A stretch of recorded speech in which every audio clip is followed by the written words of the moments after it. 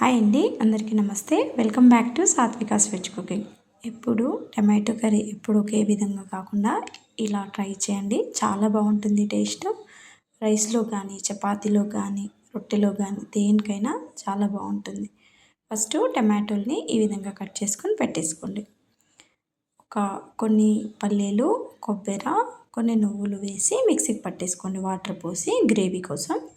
ఇప్పుడు స్టవ్ పైన కడాయి పెట్టేసుకొని ఆయిల్, ఆవాలు, జీలకర్ర, కొంచెం కరివేపాకు. ఇప్పుడు కట్ చేసుకున్న టమాటోలు ఇలా వేసేసుకోండి.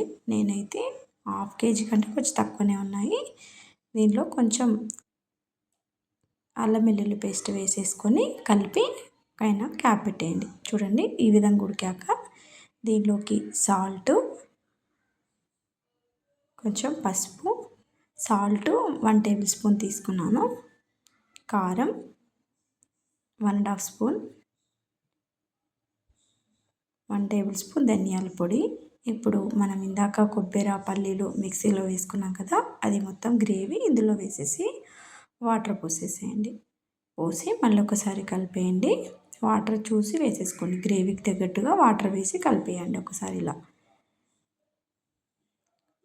టమాటాలకు బాగా పట్టేటట్టు కలిపేసుకొని ఒక 2 టమాటాలని ఇలా మిక్సీకి పట్టేసుకొని వేసేసుకోండి. వేసి మళ్ళీ ఒకసారి కలిపి దీనిపైన కొంచెం కొత్తిమీర కూడా యాడ్ చేసుకోండి. యాడ్ చేసుకొని టిక్కా పెట్టి ఒక 2 సెకండ్స్ అలా ఉడకనివ్వండి. 2-3 మినిట్స్ ఉడికితే చూడండి ఈ విధంగా ఉడుకుతుంది. ఇలా ఉడికాక స్టవ్ ఆఫ్ చేసేసుకోండి.